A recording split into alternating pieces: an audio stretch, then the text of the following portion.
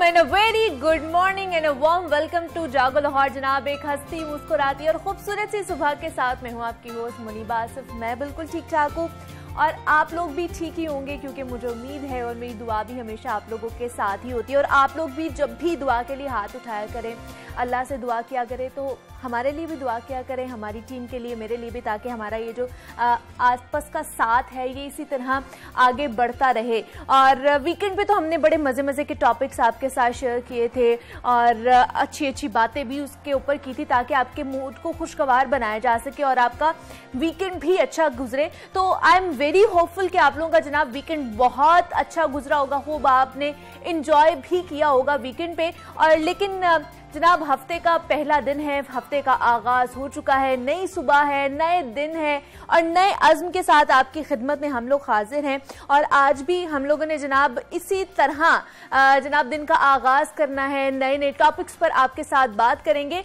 क्योंकि ये जो एक दिन की छुट्टी होती है ना, हमें, मुझे भी और आप लोगों को भी एक दिन की छुट्टी होती है, और इसका मकसद यही होता है कि हम लोग अपनी जो एनर्जी है उसको बहाल कर सकें और एनर्जाइज होकर आने वाले दिनों के लिए भरपूर तरीके से उस पर फोकस कर सके और जो हमारा काम है उसके ऊपर भी हम अच्छे तरीके से फोकस करें। क्योंकि जब एक दिन गुजर जाता है ना, तो उसको गुजारने के बाद नए दिन में दाखिल होते हैं तो हमारे पास वो सिर्फ एक नया दिन नहीं होता, बल्कि एक नया चांस होता है हमारी जिंदगियों में अपनी गलतियों को सुधारने का, कुछ बेहतर करने का एक मौका होता है हमारे पास, जो हम गुजरे दिन में करना चाह रहे होते हैं लेकिन किसी वजह की बुनियाद पर हम नहीं कर पाते हैं, लेकिन वो अधूरा रह जाता है। तो अब आपने वो काम मुकम्मल करना है ताकि नया दिन है, नए अज़्म के साथ आगे बढ़ते जाए और जो पीछे छूट गई हैं चीज़ें, जो गलतियां पीछे हो गई हैं, उनको पीछे ही रहने दें। सिर्फ उससे हम लोगों ने सबक सीखना है, सबक अखज़ करना है कि हमें उससे क्या जनाब मोटो मिलता है, हमें क्या उससे सबक सीखने को मिल रहा है। सिर्फ वो चीज़ आप लोगों ने अपने पास्ट से लेनी है। इसलिए आपने अपने प्रेजेंट पे रहना है, फ्यूचर की भी फिक्र करें, लेकिन इतनी फिक्र नहीं करनी चाहिए। नया दिन है, उम्मीद करते हैं जनाब आज का प्रोग्राम भी आपको पसंद आएगा, क्योंकि आज भी बहुत सारे मेहमान हैं जिनसे हमने आपकी मुलाकात करवानी है। बहुत अच्छे अच्छे टॉपिक्स हैं जिन पर आज का दिन और आज का जो शो है उसके ऊपर हम लोगों ने आज बात करनी है। स्मॉग की जो सिचुएशन है वो बहुत ज़्यादा बाहर बढ़ती ही जा रही है और दिन ब दिन इसमें इजाफा ही होगा। जब तक या तो बारिश नहीं बरसेगी या तो हमारी तरफ से एहतियात नहीं बरती जाएगी, तब तक इसमें इजाफा ही देखने को मिलेगा। इंतज़ामिया की तरफ से तो कहा जाता है कि जनाब कार्रवाइयाँ की जा रही हैं, चलान भी किए जा रहे होते हैं गाड़ियों के, जो जनाब धुआं छोड़ने वाली गाड़ियाँ हैं या और भी ज़्यादा व्हीकल्स जो भी होती हैं। लेकिन समझ नहीं आ रही, अगर कार्रवाइयाँ हो रही हैं, प्लांटेशन भी हो रही है, तो फिर इस स्मॉग में कमी क्यों नहीं वाक़ई हो रही थी। तो इस हवाले से बेशतर हम पहले भी प्रोग्राम्स कर चुके हैं, उनमें बात भी अरबाब इख्तियार से कर चुके हैं, लेकिन उनकी तरफ से फिर वही सब अच्छे की रिपोर्ट ही जाहिर की जा रही होती है और उम्मीद जाहिर की जाती है कि जनाब आने वाले दिनों में बेहतरीन कारकर्दगी हमारी सामने आएगी। तो हम भी अच्छे की उम्मीद करते हैं, और लेकिन हमारे हाथ में भी होता है कि जनाब हमने भी अपनी जो एक जिम्मेदारी है, मौशरती जिम्मेदारी, उसको साथ ही साथ लेकर चलना है। तो अब आगे बढ़ते हैं, और ये तो मौसम की सूरत हाल थी जिस पे हमने बात की है। अब आगे बढ़ते हैं और आज जो लाहौर शहर में इवेंट्स होने वाले हैं उसके हवाले से हम आपको बताते हैं। जनाब, commissioner Lahore shine and green मुहिम के हवाले से दौरा करेंगे और इसका आगाज इस्लामपुरा से किया जाएगा। दौरे में डीसी लाहौर होंगे, डीजी पीएचए होंगे और सीईओ LWMC भी उनके हमरा इस दौरे में शरीक होंगे। दूसरा जो इवेंट होने जा रहा है वो यूनिवर्सिटी ऑफ सेंट्रल पंजाब में primary and secondary health care के ज़रिए तमाम डायबिटीज से आगाही के हवाले से एक सेमिनार मुनक्किद होगा। एडिशनल सेक्रेटरी आसिम रजा और डीजी हेल्थ बतौर मेहमान खास इस इजलास में, इस सेमिनार में जनाब शिरकत करेंगे। जो तीसरा इवेंट होने जा रहा है लाहौर शहर में वो है जामिया मंजूरुल सलामिया में मौलाना तारिक अशरफी आज प्रेस कॉन्फ्रेंस करेंगे और मुख्तलिफ इंटरेक्शन सेशन भी होगा इसके अंदर, इस कॉन्फ्रेंस के अंदर। और चौथा जो आज शहर लाहौर में इवेंट होने जा रहा है वो अलहमरा आर्ट काउंसिल में है, जहां पर पंजाब पॉपुलेशन वेलफेयर डिपार्टमेंट के ज़रिए इंतज़ाम मैनेजमेंट ऑफ फैमिली के हवाले से प्रोग्राम का इनाकाद किया गया है। तो ये आज 4 इवेंट हैं, इवेंट ऑफ द डे के जनाब आज शहर लाहौर में ये 4 इवेंट्स होने जा रहे हैं। और अब आगे बढ़ते हैं और हमने आपको बताना है कि आज जनाब किसकी बरसी है। और आज 2 हमारे मारूफ कह लें कि लेजेंड्स हैं जिनकी बरसी मनाई जा रही हैं, जो शख्सियात है, बड़ी ही मशहूर शख्सियात। पहले के हवाले से आपको बताते चलें कि माजी के मारूफ अदाकार असलम परवेज़ को हम सबसे बिछड़े 38 बरस बीत चुके हैं। और 50 की दहाई में फिल्मी सफ़र का आगाज़ करने वाले असलम परवेज़ ने सैकड़ों फिल्मों में अपनी अदाकारी के जौहर दिखाए हैं। और वो 1932 में लाहौर में ही पैदा हुए थे और असलम परवेज़ ने अपनी फिल्मी करियर का आगाज़ 1955 में किया और एक ऐसे वक्त में फिल्मी दुनिया पर राज किया जब पाकिस्तान की फिल्म की तारीख के बड़े नामों ने पूरी तरह से इस इंडस्ट्री को अपनी लपेट में लिया हुआ था। और असलम परवेज़ ने 1955 में फिल्म इंडस्ट्री में कदम रखा और फिल्म प्रोड्यूसर अनवर कमाल पाशा की फिल्म कातिल में बतौर साइड हीरो अपने फिल्मी करियर का उन्होंने आगाज किया था। ये उनकी डेब्यू फिल्म थी। और असलम परवेज़ ने पहली बार फिल्म में मलका तरन्नुम नूरजहां और मुसर्रत नज़ीर के साथ अदाकारी के जौहर दिखाए थे। अपने फिल्म पेट खान में भी ये कमाल की अदाकारी की उन्होंने और फिर ये सिलसिला रुका नहीं और ये सिलसिला आगे बढ़ता ही गया, उनकी अदाकारी का सिलसिला। उसके बाद देखते हैं कि जनाब असलम परवेज़ ने ऐसी मकबूल अदाकारी करके मदाहों के दिलों पर राज किया। और उनकी तमाम तर जितनी भी फिल्में हैं उसमें से कुछ के हवाले से आपको बताएं कि उसमें आस पास हैं, जुल्फान है, छू मंतर है, शेख चिली है, सहेली और कोयल जैसी फिल्मों में उन्होंने अपनी अदाकारी के जौहर भी दिखाए हैं। उसके बाद असलम परवेज़ 14 नवंबर 1984 को फिल्म जोरा की शूटिंग से वापस जा रहे थे अदाकार इकबाल हसन के साथ और रास्ते में उनका कार हादसा हुआ, पेश आया और उसमें वो ज़ख्मी हुए और एक हफ्ते के बाद 21 नवंबर यानी कि आज के दिन 1984 को उनका इंतकाल हो गया था। और आज उनकी जनाब 38वीं बरसी मनाई जा रही है। तो ये एक हमारे मशहूर शख्सियत थी, हमारी जो फिल्म इंडस्ट्री के मशहूर एक्टर थे जिनकी बरसी मनाई जा रही है। एक और मशहूर शख्सियत है जिनकी आज बरसी मनाई जा रही है, जनाब नोबेल इनाम याफ्ता हैं, साइंसदान हैं, डॉक्टर अब्दुल सलाम के हवाले से जनाब मैं बात कर रही हूँ। आज उनकी 26वीं बरसी मनाई जा रही है। और फिजिक्स में नोबेल इनाम हासिल करने वाले मुमताज साइंसदान डॉक्टर अब्दुल सलाम मौजा संतूक दास जिला साहिवाल में पैदा हुए थे और झंग से उन्होंने अपनी इब्तदाई तालीम हासिल की और उसके बाद उन्होंने गवर्नमेंट कॉलेज लाहौर से एमएससी की।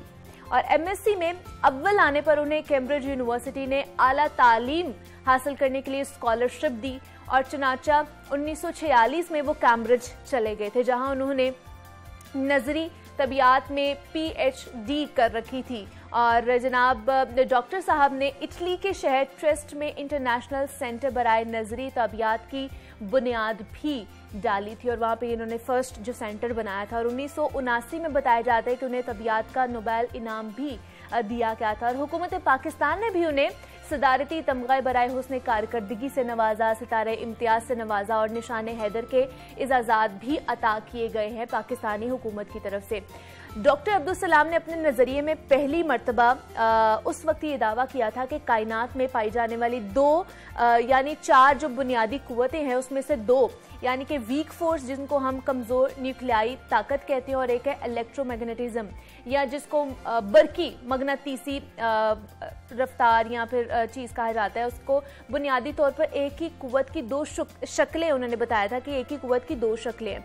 उन्होंने इन 2 ताकतों को मुत्तहिद किया, एक इकट्ठा किया और उसे इलेक्ट्रो वीक फोर्स का नाम दिया और उनकी इस दरियाफ्त से कई नताइज बरामद हुए और उसने कई साइंसी पेशगोइयों को भी जन्म दिया था। डॉक्टर अब्दुल सलाम ने फिजिक्स पर 300 से ज्यादा अपने मुकालात तहरीर किए। उन्हें दुनिया की 36 जामियात से डॉक्टरेट की अजाजी डिग्री भी दी गई है। और डॉक्टर अब्दुल सलाम का इंतकाल 21 नवंबर सन 1946 को 96 को बरतानवी शहर ऑक्सफोर्ड में हुआ था और आज उनकी भी जनाब 26वीं बरसी मनाई जा रही है। और फिजिक्स में उन्हें जनाब उसका कह ले कि माहिर कहा जाता था, डॉक्टर थे और फिजिक्स के हवाले से उन्होंने बहुत ज़्यादा काम किया था। अब ये तो किनकी डेथ एनिवर्सरी थी उस हवाले से हमने बात की है। अब आगे बढ़ते हैं, एक और जो फेस्टिवल के हवाले से बहुत ज़्यादा बात की जा रही है जनाब, लाहौर शहर में जिलानी पार्क में इस वक्त वो फेस्टिवल चल रहा है और ये दिसंबर के तीसरे हफ्ते तक जारी रहने वाला है। लाहौरियों को आपको पता है वैसे ही सैर व तफरीह का बहुत ज़्यादा शौक होता है। ये रंगारंग जो तकरीब है इसका PHA की तरफ से इनकाद किया गया है। चारों सूबों की सकाफत के जो रंग हैं वो इसमें दिखाए जा रहे हैं और मुख्तलिफ खानों के जो स्टॉल्स हैं उस पर भी शहरियों का, खासतौर पर लाहौरियों का रश बढ़ता ही जा रहा है दिन ब दिन। तो मजीद वहाँ का क्या अहवाल है, कितने स्टॉल्स लगे हैं, लाहौरियों की कितनी तादाद रोज़ ब रोज़ उसमें इजाफा होता जा रहा है, इस रिपोर्ट में जानते हैं।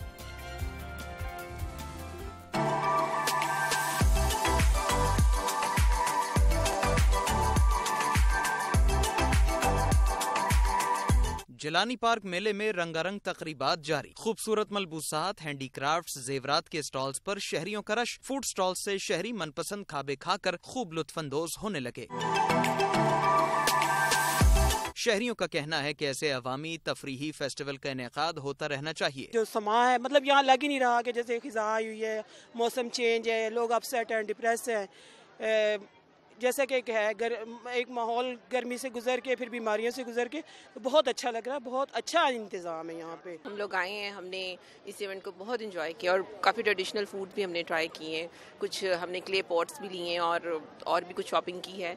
तो I think it's a good act from the government और इसको इसी तरह कंटिन्यू करना चाहिए। फैमिली फेस्टिवल में कबड्डी टूर्नामेंट, किताब मेला और फायरवर्क समेत दीगर प्रोग्राम भी शेड्यूल है। ये मेला 1 माह तक जारी रहेगा। कैमरा टीम के साथ अवैस महमूद, लाहौर न्यूज।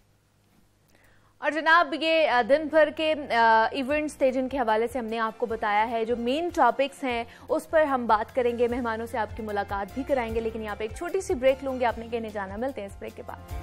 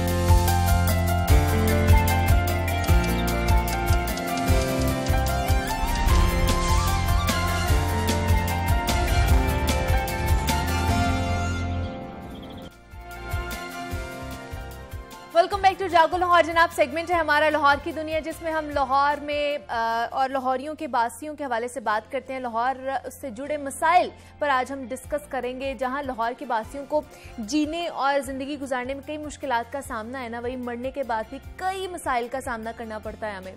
शहर लाहौर में मरने वालों की तदफीन भी एक अहम मसला बनती जा रही है। आबादी में बेतहाशा इजाफा होता जा रहा है। बेहंगम रिहायशी स्कीम्स और मनसूबा बंदी के फुकदान की वजह से पाकिस्तान के कई बड़े शहरों और छोटे कस्बों में मुस्लिम और गैर मुस्लिम शहरियों के लिए कब्रिस्तान की जगह सुगड़ती ही जा रही हैं। और पंजाब के दारुल हुकूमत लाहौर में जहां एक तरफ 80% कब्रिस्तान चार दीवारी समेत दीगर सहूलियात से महरूम है, वहीं मुख्तलिफ कब्रिस्तानों में कब्र की जगह और तैयारी की फीसों में भी बेतहाशा इजाफा हो चुका है। नए कब्रिस्तानों की तामीर भी इल्तवा का शिकार है और इस मसले को हल करने के लिए जो बनाई जाने वाली शहर खामोशा अथॉरिटी है वो भी हमें बेबस नजर आती है। लाहौर के मुख्तलिफ इलाकों में सरकारी और निजी सोसाइटीज के कब्रिस्तानों में कब्र बनाने के लिए मुख्तलिफ फीस ली जाती है। हमारी रिपोर्ट के मुताबिक लाहौर में 70% प्राइवेट सोसाइटीज हैं और वो ऐसी सोसाइटीज हैं जो PHA से मंजूर शुदा भी नहीं है, और इन सोसाइटीज ने कब्रिस्तानों के लिए भी कोई जगह मुख्तस नहीं की है। और शहर के 83% कब्रिस्तानों में कब्र बनाने की जो फीस है वो 25 से 40 हजार रुपए तक ली जाती है, जबकि प्राइवेट हाउसिंग सोसाइटीज के कब्रिस्तानों में कब्र बनाने का जो रेट है वो 25,000 से 50,000 रुपए भी है। तो शहर के अक्सर कब्रिस्तानों की जो हालत जार है वो बहुत ही खराब है। चार दीवारी ना होने की वजह से वहां पर आवारा कुत्ते पाए जाते हैं। नशेइयों ने कब्रिस्तानों में अपने डेरे डाल रखे हैं। तो इस हालत जार की वजूहात क्या हैं, इंतजामिया इस हवाले से क्या क्या इंतजामात उठा रही है, इस पर आज हम बात करेंगे। नासिर महमूद वड़ाइच साहब हमारे साथ इस वक्त मौजूद हैं, डेप्यूटी डायरेक्टर हैं लोकल गवर्नमेंट लाहौर के, और इमरान अकबर नुमाइंदा लाहौर न्यूज ने भी हमें ज्वाइन किया है। इमरान, आपको भी वेलकम कहती हूँ, नासिर साहब आपको भी वेलकम कहती हूँ जागो लाहौर में। नासिर साहब, सबसे पहले आप इससे बात करना चाहूंगी कि इंतजामिया के हवाले से क्या क्या उनकी तरफ से इकदाम उठाए जा रहे हैं, क्योंकि शहर खामोशा जितने भी कह लें कि हमारे कब्रिस्तान है उनकी हालत ज़ात बहुत ज़्यादा बिगड़ती जा रही है। क्या वजूहात हैं और इंतजामिया क्या क्या इकदाम उठा रही है? इसमें यह है कि मोस्टली कब्रिस्तान तो जो है वो प्राइवेट सोसाइटीज़ चला रही हैं। शहर खामोशा जो है उसके अंदर 5 कब्रिस्तान हैं, जिनमें से एक जो है ना वो उस पर बाकायदा जो है ना तदफीन के काम हो रहे हैं, इफेक्टिव है, जबकि 4 जो है ना वो अंडर कंस्ट्रक्शन है। जिस तरह आप बात कर रही थी कि जगह सुकड़ रही है, इसी बात को मद्देनजर रखते हुए 4 नए कब्रिस्तान जो है ना वो शहर खामोशा इस्टेब्लिश कर रही है, और उनमें जो है वो बुनियादी तौर पर 4 दीवारी है और जनाजगाह है और वुज़ूखाना है। और इस वक्त जो है 4 में से जो 3 है वहाँ पे जनाजगाह बन चुकी हैं, 4 दीवारी बन चुकी है, जबकि चौथा जो है ना उसमें थोड़ा सा इशू आ रहा है। मुकामी लोग जो है ना वो उसमें मुदाखलत कर रहे हैं। मामला कल सेक्रेटरी साहब ने बुला लिया है और ये लिटिगेशन में चला गया। वहाँ पे क्यों मुदाखलत कर रहे हैं? वो इलीगली उस पे जद के इंतकाल मौजूद है, तकरीबन वो 13 कनाल है, कान्ना में है वो हमारा इनका कब्रिस्तान, और उसमें वो कुछ लोग जब ये काम शुरू किया गया तो हमारा कॉन्ट्रैक्टर वहाँ पे गया, क्योंकि ये लोकल गवर्नमेंट के अंडर जो है ना इनका जो है ना कॉन्ट्रैक्ट अवार्ड किया लोकल गवर्नमेंट ने, तो वहाँ पे कुछ लोग हल चला रहे थे।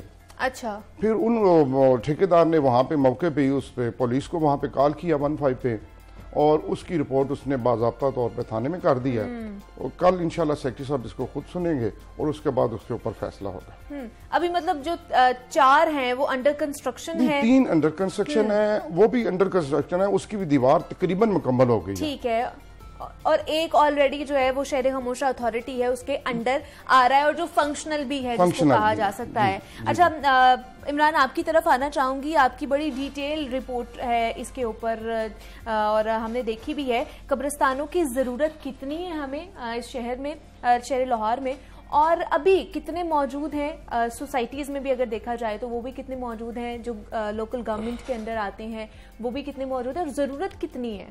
देखिए मुनीबा, बड़ा अहम सब्जेक्ट है ये, और ये लम्हा फिक्री है कि शहर लाहौर बहुत बड़ा हो चुका है और 274 यूनियन काउंसिल की बजाय अब तो ये यूनियन काउंसिल भी एक्सटेंड होंगी। नए जो बिल आ चुका है, जो ऑर्डिनेंस मंजूर हुआ है, और अब महकमा बल्दियात का जो 2022 का एक्ट आया है। अब मौजूदा सूरत हाल ये है कि आपके शहर में इस वक्त 865 कब्रिस्तान हैं जो इस वक्त के अदादो शुमार है। ओके, 865 कब्रिस्तान मुंह से निकालने वाली बात है, बहुत ज्यादा कब्रिस्तानों की तादाद है। अब अगर हम इनको ही मेंटेन कर लेना तो बड़ी बात है।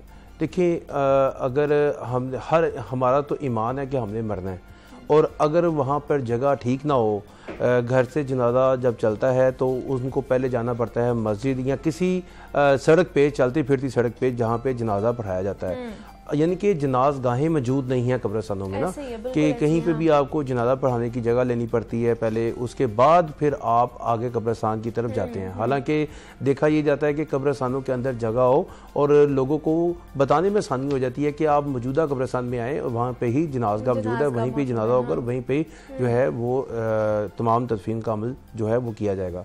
मगर अभी 865 अगर कब्रिस्तानों की बात की जाए तो 274 यूनियन काउंसिल हैं। कुछ यूनियन काउंसिल रूरल इलाकों में है, कुछ यूनियन काउंसिल अर्बन इलाकों में है, और कुछ यूनियन काउंसिल में बहुत सारी सोसाइटीज़ आती हैं। अब सोसाइटीज़ तो हैं, मैं ये कह सकता हूँ कि वो अपने कब्रिस्तान को मेनटेन करती होंगी, क्योंकि अगर हम देखें जोहटन की तरफ से काफ़ी सोसाइटीज़ हैं, उनकी कब्रिस्तान मेंटेन है।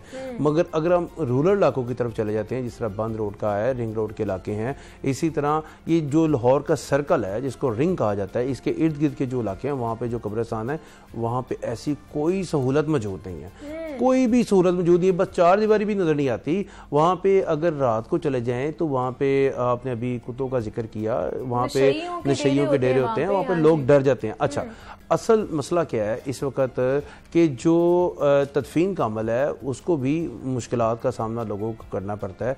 ओवरऑल देखा जाए तो खाली शहर लाहौर में मियानी साहब कब्रिस्तान या बीबी पाक दामन का कब्रिस्तान नहीं है, यहाँ पे मियाँ मीर का कब्रिस्तान नहीं है, यहाँ पे तमाम शहर में बहुत सारे कब्रिस्तान हैं जिनको मेंटेन करना है। अब अगर देखा जाए तो मियानी साहब का कब्रिस्तान काफ़ी पुराना है, जिसकी जो है मेंटेनेंस होती रहती है, जो एक खुद से एक दुनिया बन चुकी है। वहाँ पे बहुत बड़ा कब्रिस्तान है, लाखों कब्रें हैं वहाँ पे। अच्छा, वहाँ पे उसकी मेंटेनेंस के लिए कमेटी भी कायम है।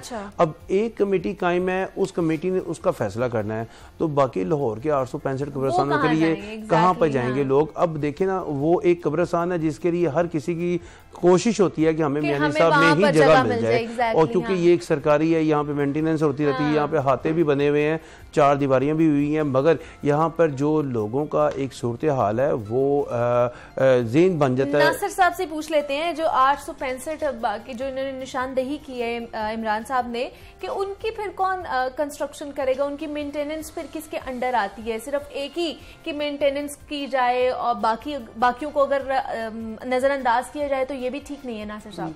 इसमें यह है कि चूंकि ये प्राइवेट सोसाइटीज़ चला रही हैं और वहाँ पे मोस्टली मेंटेनेंस वही करती हैं, और लेकिन ये है कि ज़ाहिर गवर्नमेंट को इसकी ओनरशिप लेनी पड़ेगी किसी ना किसी लेवल पे, क्योंकि पहले जो कमेटियाँ ये बनती थी ना, उसमें यूनियन काउंसिल का सेक्रेटरी जो है उसको बतौर नुमाइंदा जो है उस कमेटी में शामिल किया जाता था। अच्छा। लेकिन अब ये ख़त्म हो गया है, अब ये टोटली प्राइवेटली चल रही हैं। और जिस तरह मैं रन करता हूँ मियानी साहब को, वहाँ पे वो 12 रुकनी बोर्ड है जिसको बाज़ाब्ता, जो उसका अपना एक एक्ट है, वाइड ट्रस्ट है जो सेविंग में जा रहा है, ठीक है, और उसके तकरीबन 45 जो है मुलाजमीन जिनको हम तनख्वाह दे रहे हैं, और इसके अलावा हमारे रजिस्टर्ड गोरगन है, ठीक है, तकरीबन 200 के करीब है वो, और जिन सैलरी भी दे रहे हैं हम, और उसमें हम कुछ डेवलपमेंट के काम भी कर रहे हैं। मसलन ये है कि हमने जो पिछला साल गुजरा है उसमें हमने नए पोल लगवाए हैं लाइट्स के, ठीक है, और उसके अलावा कोई पैसेजेस वगैरह उसमें कब्रिस्तान में बनवाए हैं। वो तो नासिर साहब इमरान ने बताया कि उसकी जो रेनोवेशन और ये चीजें जो हैं मैनेजमेंट के हवाले से वो तो होती रहती हैं वक्तन फवक्तन, लेकिन जिस तरह इमरान ने अहातों की बात की है कि बड़े बड़े कब्रिस्तानों में अहाते भी मौजूद है, वहां पे हम देखते हैं कि कई सालों से कई खानदानों ने कब्जे किए हुए होते हैं कि उनकी कब्रें ही वहां पे बनेंगी, उसके अलावा किसी की वहां पे कब्रें नहीं बनेंगी, अलग से उन्होंने अहाते बना दिए होते हैं, साइडों पे दीवारें तामीर कर दी जाती हैं। तो इसके हवाले से क्या इंतजामिया किरदार अदा कर रही है? इसमें यह है ना, मियानी साहब के हवाले में तो मैं बयान कर सकता हूँ। अच्छा। उसमें यह है कि वहाँ पे ये मामला अली अकबर कुरैशी साहब थे हाई कोर्ट के जज, उस ज़माने में इसको बड़ा सीरियसली लिया गया था और फिर उन्होंने उसी दौर में उन्होंने बाई ऑर्डर कोर्ट ने जो प्राइवेट आते थे इनको ख़त्म कर दिया था। सही। अब ये उसमें तकसीम नहीं है कि यहाँ पे कोई प्राइवेट या दूसरा बंदा दफन नहीं हो सकता, लेकिन प्रॉब्लम है कि मैनी साहब का 1048 कनाल जो है ना 1248 कनाल रकबा है, लेकिन वहाँ पे जगह खत्म हो गई है जी।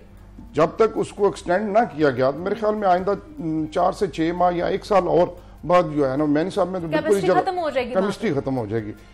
जब कि हमारे पास कुछ फंड्स भी हैं, लेकिन ज़ाहिर है गवर्नमेंट से हमें फंड नहीं मिलते। मैनी साहब में कोई फंड नहीं आता, ये टोटल सेल्फ जो है ना हमारी अपनी है, जो ट्रस्ट जो है ना उसको रन कर रहा है, उससे जो इनकम है हमारी, मसलन जिस तरह हम 1000 रुपया ले रहे हैं। लेकिन आपका कहना ये है नासिर साहब कि वहाँ पे हाथों वाला कोई कॉन्सेप्ट नहीं है? अब कोई नहीं है। अच्छा इमरान, आप क्या कहेंगे? क्योंकि मैंने तो बहुत सारे ऐसे कब्रिस्तान देखे जहाँ पे बाकायदा तौर पर हाथे होते हैं, वहाँ पे अपने अपने खानदानों के उन्होंने जो है मैयतें दफनानी होती है। आप कहाँ तक सुनेंगे, हम कहाँ तक बताएंगे? अब मैं नासिर साहब को बता दूं कि 2018 में आ जाते हैं। अच्छा।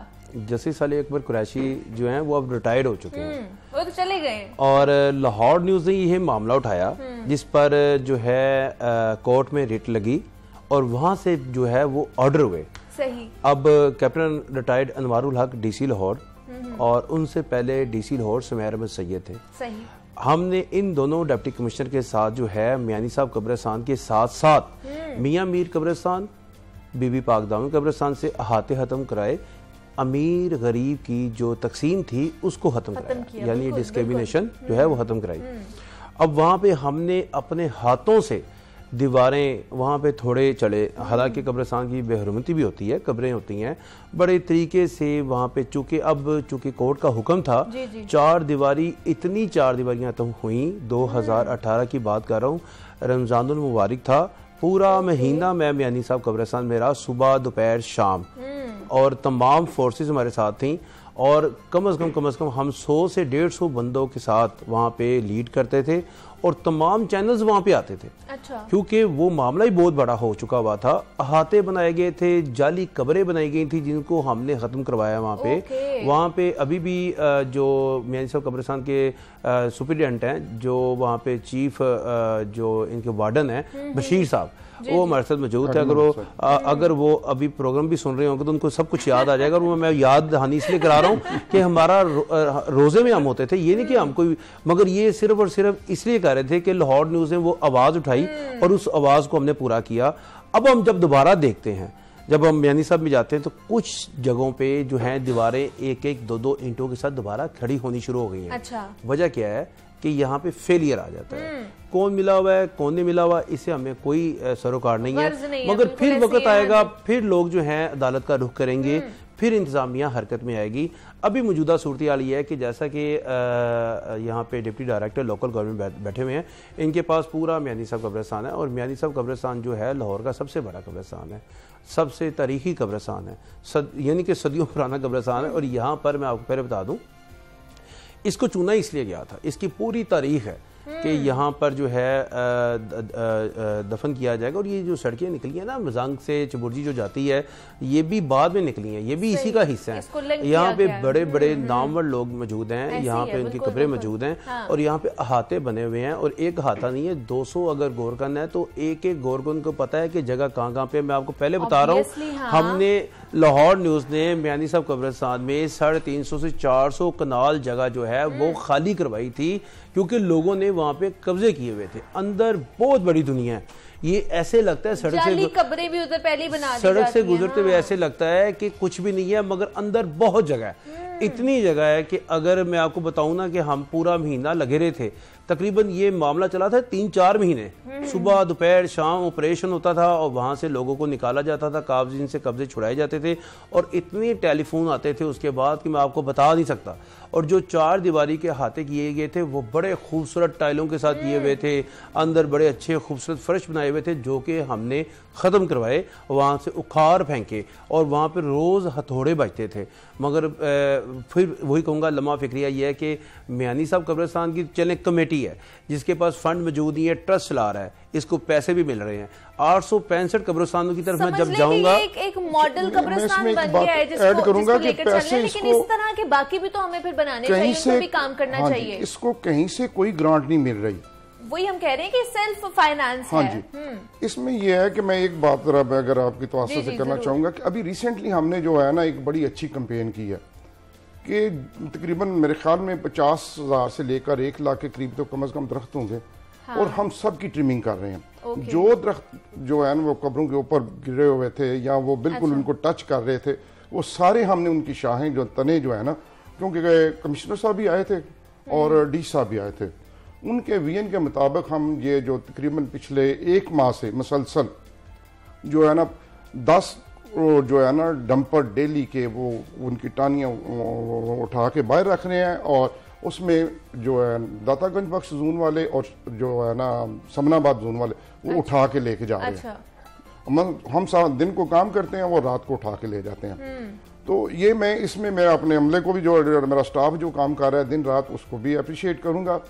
इसके अलावा जो हाथों वाली बात कर रहे हैं ना, इसमें हो सकता है कि मैं किसी इनको चैलेंज तो नहीं करता, लेकिन मेरे ख्याल में जब से मैं आया हूँ, अभी मैं रिसेंटली भी दोबारा आया हूँ, तो मेरी तो कोशिश होती है कि कोई भी गैर कानूनी काम जो है ना वो ना हाँ।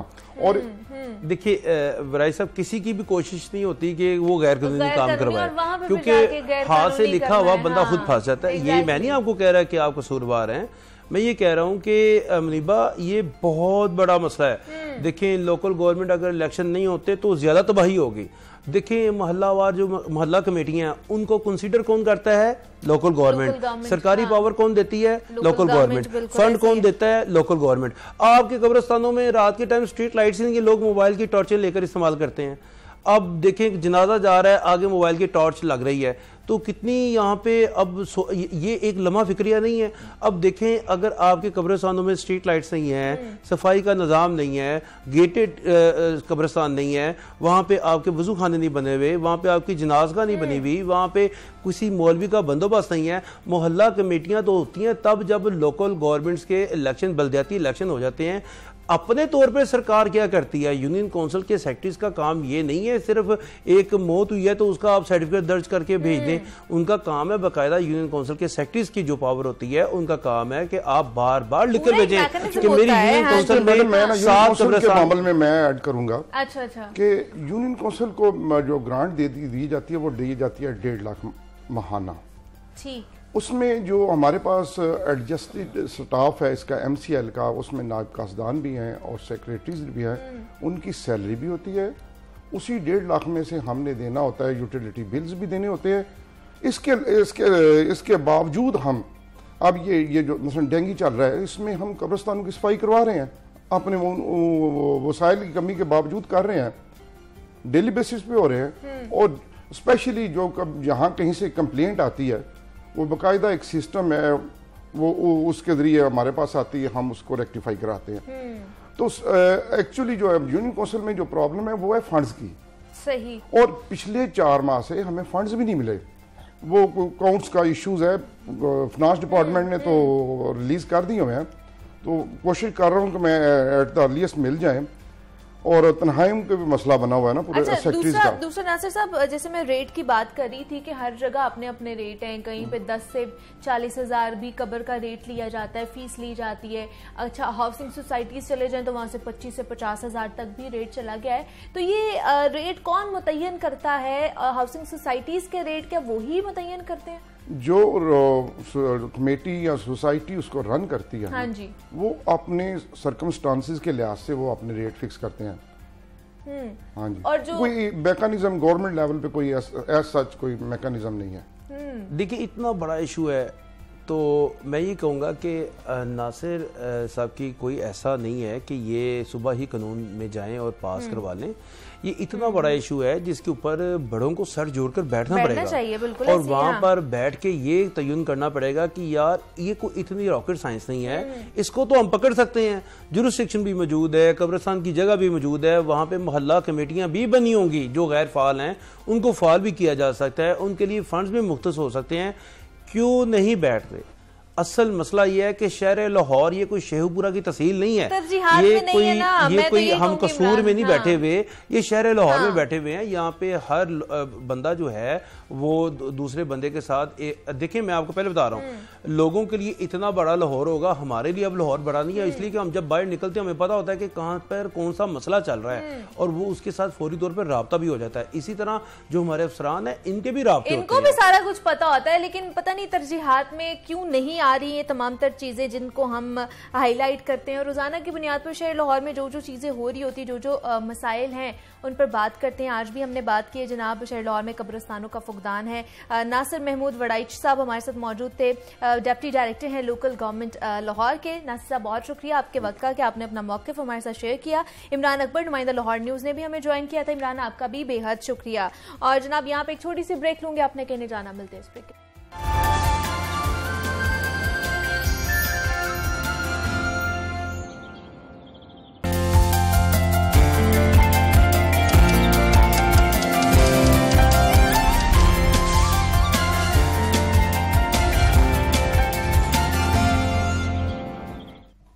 वेलकम बैक टू जागो लाहौर। जनाब गुज़श्ता साल की तरह बेक पार्लर लाहौर न्यूज के इश्तराक से एक बार फिर ला रहा है सुपर शेफ सीजन 2 और ये एक इंटर कॉलेजिएट और यूनिवर्सिटीज कुकिंग मुकाबला है जो कि लाहौर के मशहूर कॉलेजेस और यूनिवर्सिटी में मुनक्किद किया जा रहा है, जिसका बाकायदा आगाज आज से UMT लाहौर से किया जा रहा है। और इस कंपटीशन में टोटल 10 कॉलेजेस और यूनिवर्सिटीज हिस्सा ले रही हैं और क्वालिफाइंग करने वाले स्टूडेंट्स सेमीफाइनल और फिर फाइनल के लिए क्वालिफाई करेंगे। इसके अलावा बेक पार्लर मुकाबले में हिस्सा लेने वाले जो जितने भी तमाम तलबा होंगे उनकी हौसला अफजाई के लिए उन्हें इनामात भी दिए जाएंगे, गिफ्ट्स भी दिए जाएंगे।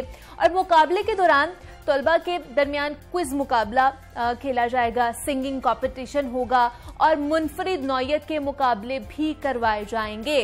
बेक पार्लर जो कि अपने बेहतरीन और मुनफरिद जायके की वजह से बेस्ट पास्ता एक्सपर्ट कहलाए जाते हैं। और बेक पार्लर का बुनियादी मकसद तालिब इल्मों में तालीमी रुझान के साथ साथ गैर निसाबी सरगर्मियों के जरिए उनके कुकिंग टैलेंट को भी प्रमोट करना है। और जनाब आज से ये जो कंपटीशन है इसका इनकाद किया जा रहा है, UMT में इसका इनकाद किया जा रहा है और 10 जो कॉलेजेस हैं यूनिवर्सिटीज के स्टूडेंट्स इस मुकाबले में हिस्सा लेंगे और जो भी इसमें क्वालिफाई करेगा सेमीफाइनल या फाइनल तक पहुंचेगा उसे इनामात से भी नवाजा जाएगा और जनाब गिफ्ट्स भी दिए जाएंगे। तो बेस्ट ऑफ लक उन तमाम स्टूडेंट्स को जो इसमें हिस्सा लेने वाले हैं। अब आगे बढ़ते हैं जनाब और कुछ बदलते वक्त के हवाले से बात करते हैं, क्योंकि बदलते वक्त के साथ साथ ना लोगों की तरजीहात भी बदल गई हैं। पहले टेलीविजन ने अखबारात की जगह ली और अब सोशल मीडिया ने टेलीविजन की जगह ले ली और लोग अब अपने मोबाइल्स पर एक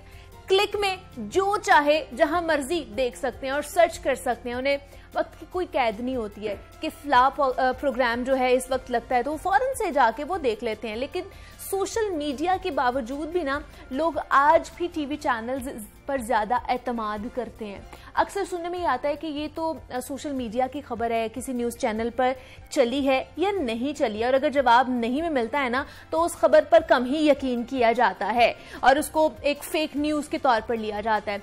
अक़वाम मुत्तहिदा ने 21 नवंबर 1996 को वर्ल्ड टेलीविजन फोरम की मुनासबत से हर साल टीवी का एक दिन मनाने का ऐलान किया और जिसके बाद हर साल 21 नवंबर यानी कि आज के दिन पाकिस्तान समेत दुनिया भर में टेलीविजन का आलमी दिन मनाया जाता है। अब हमने इसको मनाने का मकसद जो है वो है लोगों की तफरी, तालीम और तरबियत और इंफॉर्मेशन के हसूल के लिए टेलीविजन की अहमियत को उजागर करना है, क्योंकि पाकिस्तान में 1964 में ब्लैक एंड वाइट स्क्रीन के साथ टेलीविजन का आगाज हुआ था और तब जो प्राइवेट टेलीविजन चैनल्स थे उनकी तादाद ज्यादा नहीं पाई जाती थी और पूरे पाकिस्तान में सिर्फ और सिर्फ सरकारी टीवी जो कि PTV है वो देखा जाता था। और फिर आपको पता है कि जो प्राइवेट टीवी चैनल्स हैं उनको काम करने की इजाज़त मिली, फिर देखते ही देखते स्पोर्ट्स और न्यूज़ चैनल्स की लाइन भी लगती ही गई और अब भी जो लोग शौक से टीवी देखते हैं वो इसके बगैर नहीं रह सकते हैं। तो आज के दौर में टीवी की क्या अहमियत है, टीवी सोशल जो ट्रांसफॉर्मेशन है या जो हमारी इंफॉर्मेशन है उसमें क्या क्या किरदार अदा करता है, इस पर आज हम बात करेंगे। हमारे साथ इस वक्त अख्तर अब्बास साहब हस्ब मामूल मौजूद हैं। जनाब तरबियतकार हैं, मुसन्निफ हैं और उस्ताद भी, और गुज़श्ता कई सालों से जो टीवी से जुड़े लोग हैं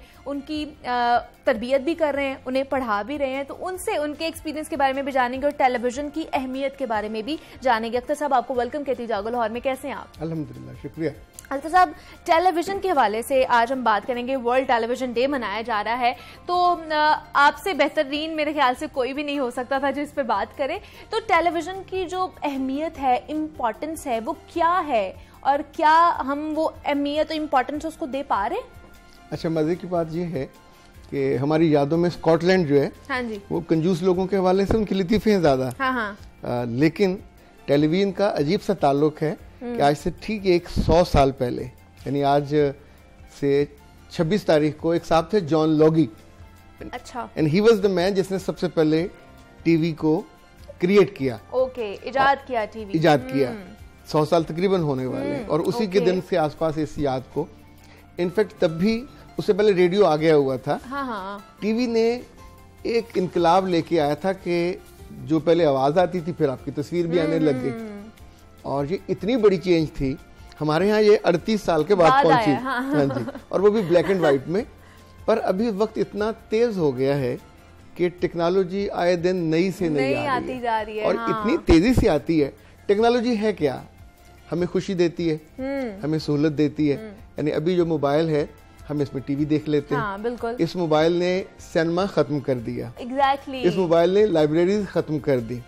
इस मोबाइल ने इवन आप स्कैन कर सकते हैं, स्कैन भी कर सकते अभी हैं। तो हाँ। क्लिनिक्स इसके अंदर आ गए। यानी इतनी आप सोचें, और टेक्नोलॉजी इज देयर।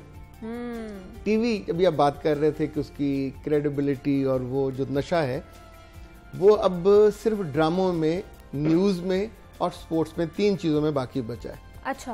यानी जो इस पूरी दुनिया का ट्रेंड है, घर की खवातीन ड्रामे देखती हैं, मर्द शाम को न्यूज देखते हैं, हाँ, और जो स्पोर्ट्स के जुनूनी है वो स्पोर्ट्स देख लेते हैं। बाकी मजमूई तौर पर पूरी दुनिया में लोगों का जो देखने का टाइम है वो कम हो गया। हाँ। अभी अब देखें कि 30 सेकंड से लेके 14 सेकंड पे बात आ गई है।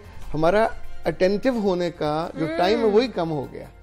सोशल मीडिया पे जितनी भी एप्स हैं वो 30 सेकंड से ज्यादा की नहीं है। 10 सेकंड, 15 सेकंड, 20 सेकंड में आप अपनी बात करते हैं। लेकिन जिन लोगों को ये टीवी का यूं समझे इदराक है, टीवी में अब भी रिसर्च करने के बाद चीजें बनती है। टीवी की क्रेडिबिलिटी इसलिए है कि हर जगह टीम होती है। दूसरा, अक्सर मुल्कों में जो टीवी है वो स्टेट का होता है। हाँ। और यानी हुकूमत का नहीं होता, इट बिलोंग्स टू स्टेट होता है। ठीक है। हुकूमत बदलती है, यानी हुकूमत कभी बदलनी हो तो पहले टीवी पे कब्जा किया जाता है। ठीक है। ताकि स्टेट ऑर्गेनिक बदल जाए। हाँ। 2000 में हमारे पास आए प्राइवेट चैनल्स, और एक नया वेन्यू खुला, एक नई ओपनिंग हुई जिसमें वसअत मिली ना इस चीज को भी। हाँ। लेकिन अगर आपको याद हो, उससे पहले इंडिया में जब ये मुतबादल सिनेमा की बात करते हैं तो नसीरुद्दीन शाह ने ये कहा कि हमारे यहाँ आपके जो लॉन्ग प्लेस थे, ड्रामा 81, 82, 83, 84, 85, निसार हुसैन सब करते थे पीटीवी लाहौर से। जी जी। तो उनके यहाँ वो सामने रखा गया रोल मॉडल के तौर पे। अच्छा। और उस जैसी उन्होंने 8 मूवीज बनाई। ओके। यानी इतना रिच हमारा कल्चर था। लेकिन धीरे धीरे फिर ये हुआ कि इजी और जो आसान से ड्रामे, और मतलब हमारा जो माजी का कंटेंट है जो हमारे पीटीवी पे होता था और अब का कंटेंट देखा जाए तो जमीन आसमान का फर्क है। जमीन आसमान का फर्क है। तब तो हमने वो जमाना, मैं खुद उसका आई विटनेस हूँ, हमने शाहीन देखा, आखिरी चट्टान देखा। अच्छा। लिटरली सड़कें सुनसान होती थी। वारिस के जमाने में तो बहुत पुराना नहीं है, अमजद साहब का 25 साल हुए होंगे। लेकिन इंडिया से इन सब वहां ये दूरदर्शन आ गया था। सही। अच्छा, आपको पता है दूरदर्शन टेलीविजन का तर्जुमा वहां किया गया, हमारे यहाँ दूरनमा कहा गया। अच्छा। लेकिन ये पसंद नहीं किया गया। दूरनमाई यानी टीवी का जो उर्दू तर्जुमा था वो ये किया गया था। दूर पैमा भी किया गया। मरकज दूर पैमा यानी टीवी सेंटर को मरकज, पर सारी इस्लाहात का नहीं, लोग अडॉप्ट नहीं करते। वक्त के साथ साथ जो रेडियो के लोग थे वो पीटीवी में आए। इमारत भी आधी हुई, अगर आपको, ये बहुत बड़ी इमारत थी, तो ये कमरे आधे उनको दिए गए। यहाँ फिर लाइव ट्रांसमिशन हुई, और जिसमें पहले पहले लोग थे, तारक अजीज साहब थे, जिन्होंने बिल्कुल ऐसे ही, इशफाक साहब थे, असलम अजहर साहब थे, जिनको बकायदा सिखाया गया, ये सारे रेडियो के लोग थे। लेकिन इन्होंने अलिफ नून और जो कमाल अहमद रिजवी थे, इन्होंने बहुत कमाल चीज़ें बनाई। लेकिन उसके बाद ये हुआ कि तकरीबन 15-20 साल के बाद वो सारा ही टैलेंट ड्रेन हो गया। तो अब क्यों नहीं वो चीजें आती, वो टैलेंट, वो उस तरह का कंटेंट अब क्यों नहीं प्रोड्यूस किया जाता? अच्छा देखें, प्राइवेट सेक्टर में ड्रामा इतना बन रहा है, हर चैनल पे हर वक्त ड्रामा लगा रहता है। हाँ जी। तो जैसे होता है ना कि एक चीज बहुत एक्सेस में हो जाए तो कदर खो देती है। अच्छा, ये पहला चीज हुआ कि पहले तो हफ्ते में एक दफा आता था। हाँ, और सारे बड़े आराम से देखते थे और उसका टाइम निकालते थे उसके लिए। प्राइम टाइम था। हाँ जी। और 8 से 9 बजे ड्रामा जो आता था, इसी तौर पे नीलाम घर आता था तो लेट आता था। एग्जैक्टली। पंजाबी की प्रोग्राम का शाम का टाइम होता था और एक जमाने में तो 4 बजे बसीरत से शुरू होता था। अच्छा। और आखिर में फरमाने राही 11 बजे हो जाता, तो इट वाज द टीवी। पर जब आप हर वक्त उसको कर देंगे फिर पेट भरना पड़ेगा ना। ठीक है। मुझे याद है मैं एक चैनल में था तो आधे घंटे के इश्तिहार, डॉक्यूमेंट्री चलते थे, आधा घंटा। It was ample time. तो कौन देख, अब तो नहीं चला सकते ना, अब तो सेकंड्स में देखते ही नहीं है। हाँ। तो लेकिन फिर ये बेकदरी होने लगी कि आप टीवी को आपने यानी वैसे रोल दिया ना, वो वाला मामला हुआ। अभी लोग ड्रामे में देखते उसी टाइम ही है या रिपीट में देख लेंगे, लेकिन जिस जगह भी क्रिएटिविटी नहीं होगी, जिस जगह नयापन नहीं होगा। अब देखें रात कतर वालों ने वो किया है फीफा वर्ल्ड कप। हाँ जी, हाँ जी। तो क्रिएटिविटी इज देयर। इतनी क्रिएटिविटी से दुनिया भर में डिस्कस हो रहा है। एग्जैक्टली। हमारे पास देखा जा रहा है, दुनिया भर में देखा गया है। हम मोबाइल पे भी देख रहे थे, लेकिन टीवी ऑन करके जो उसका मजा था वो अपना मजा था। तो क्रिएटिविटी दुनिया भर में हमेशा टीवी से जुड़ी रही, चाहे वो एनिमेशन में हो, चाहे उसके डिजाइन में हो, चाहे कंटेंट में हो। तो हमारे यहाँ जो ज़वाल है वो कंटेंट में आया। अच्छा, मुआशरती इस्लाम में कितना बड़ा किरदार है टीवी का, या हमारे घर में जो बच्चों की जहन साजी हो रही होती है? जैसे हमने बात की कि ड्रामाज हैं या न्यूज़ चैनल्स आते जा रहे हैं या स्पोर्ट्स के चैनल्स, उसके ऊपर कंटेंट बनता है, बच्चों के हवाले से बात नहीं की जाती है। ये बच्चों के हवाले से कोई कंटेंट खास तौर पर मैंने नहीं देखा टीवी पे चलते हुए। जीरो है, जीरो। अच्छा, पीटीवी में तो शायद कौमी अदारे की वजह से एक आधा घंटा रखा जाता था। अच्छा। तो प्राइवेट सेक्टर में तो किसी जगह पे ना उनकी कोई कहानी है, ना उनका कोई ड्रामा है, ना उनका कोई प्रोग्राम है। हाँ। ना कोई सारेगामा, इस पे तो मौसीकी प्रोग्राम भी आते थे, और ना उनकी कोई सैर है।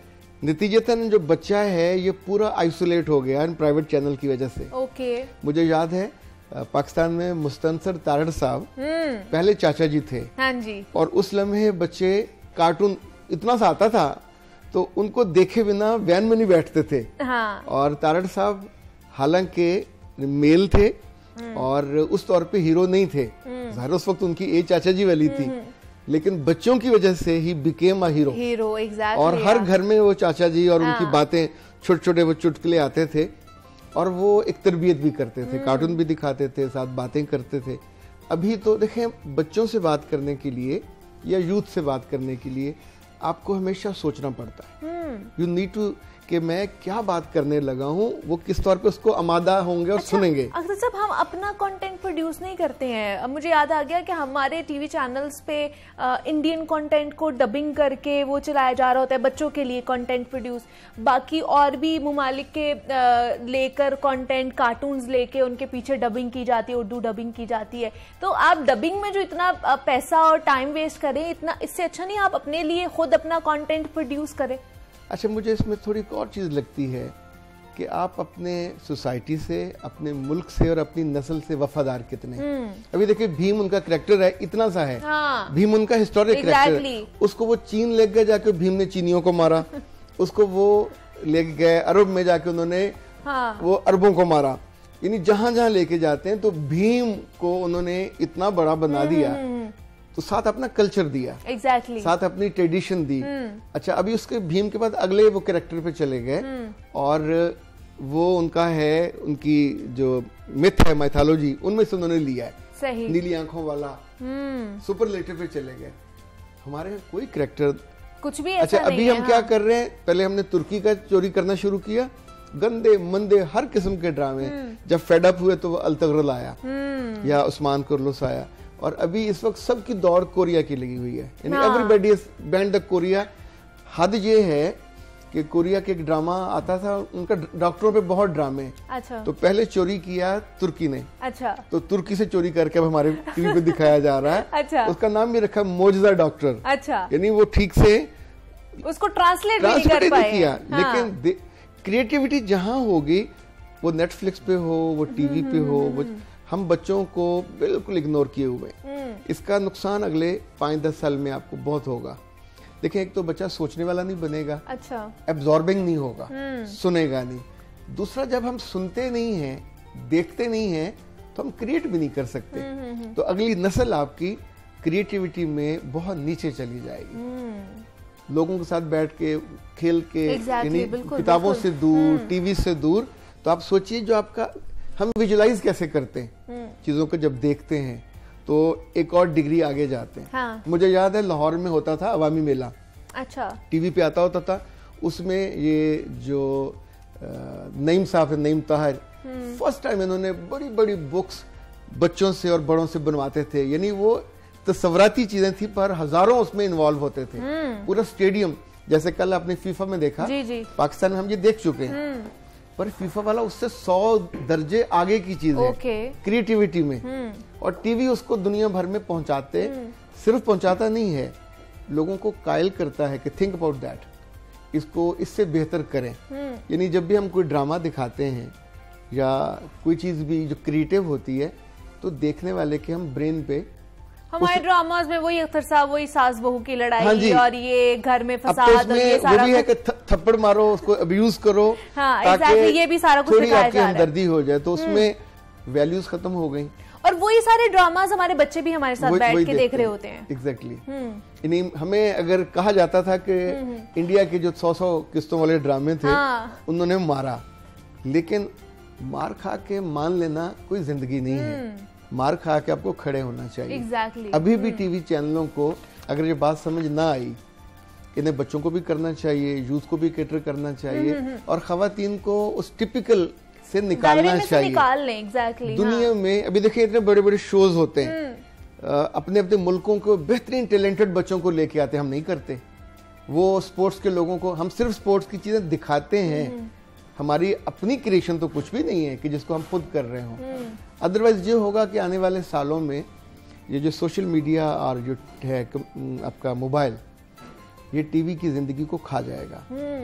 टीवी रिड्यूस होगा, कम हो जाएंगे। क्रिएटिविटी ही नहीं उसमें रहेगी, और वो केटर ही नहीं कर पाएगा हर किसी को, तो फिर उसको कौन देखना पसंद करेगा। आपको एक और मजे की बात बताऊं, टीवी में अब हमको ये नहीं इल्म होता कितने लोग देख रहे हैं। हाँ जी। पर इसमें तो हमें पता चल जाता है कि हमारा इश्तिहार भी एक वक्त में 1000 लड़कियां, 10,000 लड़के, 500 बच्चे, तो एग्जैक्टली इतना कैलकुलेटेड होता है। तो जो ऐड है वो भी उधर ट्रांसफर हो रहे हैं, बहुत तेजी से हो रहे हैं। एग्जैक्टली। तो जब इधर आपका कम हो जाएगा बजट भी, तो भी टीवी का नुकसान होगा। एग्जैक्टली, नुकसान ही है। अख्तर अब्बास साहब हमारे साथ मौजूद है। अख्तर साहब, बहुत शुक्रिया आपके वक्त का कि आप आज यहाँ पर आए, और वर्ल्ड टेलीविजन डे मनाया जा रहा है और इसकी इंपॉर्टेंस के हवाले से हमने बात की है। तो अब आप मुझे इजाजत दीजिए, अपना बहुत सारा ख्याल रखिएगा। कल आपसे दोबारा मुलाकात होगी, तब तक के लिए अल्लाह हाफिज।